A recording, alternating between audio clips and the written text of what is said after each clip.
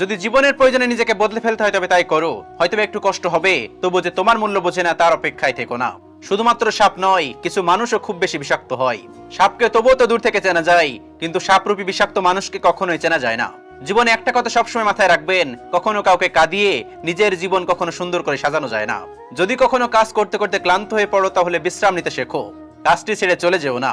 পৃথিবীর নিয়ম বড় অদ্ভুত, যার মন আছে তার টাকা নেই, আর যার টাকা আছে তার মন নেই।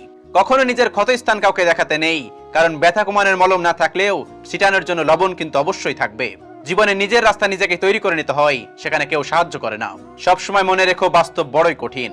একটা বাঘ রক্তের নিশানা পেলে যতটা না হিংস্র হয়, একজন মানুষ টাকার গন্ধ পেলে তার চেয়ে বেশি হিংস্র হয়ে যায়। অতিরিক্ত কাউকে বিশ্বাস করো না, অতিরিক্ত কাউকে ভালোবেসো না, অতিরিক্ত কাউকে ভরসা করো না। আসলে এই অতিরিক্ত শব্দটি একদিন তোমাকে অতিরিক্ত বেশি কষ্ট দেবে। মানুষ হারিয়ে গেলে তাকে ফিরে পাওয়া যায়, কিন্তু মানুষ বদলে গেলে তাকে আর কখনো আগের মতো করে ফিরে পাওয়া যায় না। দেরিতে হোক তবুও নিজের পায়ে দাঁড়াও, কারণ মানুষ দিন শেষে তোমার ওই যোগ্যতাটাই দেখবে। নিজের মন খারাপ নিজে ভালো করতে শেখো, কারণ এই পৃথিবীতে তোমার তুমি ছাড়া আর কেউ নেই। এখন ভালোবাসা বলতে কিছুই নেই, এখন সবাই নিজের দরকারে চলে। এখন ভালো থাকার সিক্রেট কি জানেন? কখনো কারোর কথা গায়ে লাগানো যাবে না। ভালোবাসার মানুষটিকে পেতে হলে সত্যি সত্যি ভাগ্য থাকার প্রয়োজন।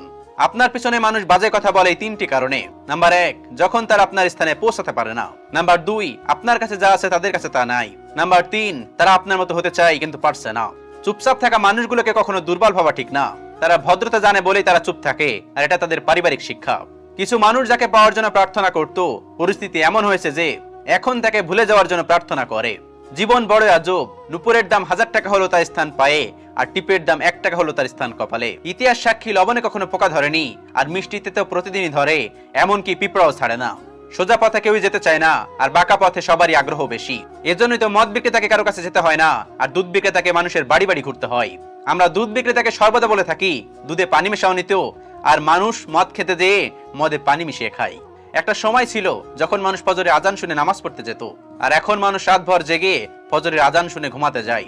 আজ পর্যন্ত আমি মানুষ চিনতে পারলাম না। জানোয়ারের বাচ্চা বললে মানুষ রেগে যায়, ক্ষেপে যায়, আর মানুষকে বাঘের এবং সিংহের বাচ্চা বললে মানুষ অনেক বেশি খুশি হয়। অথচ কি আজব ব্যাপার, তাই না?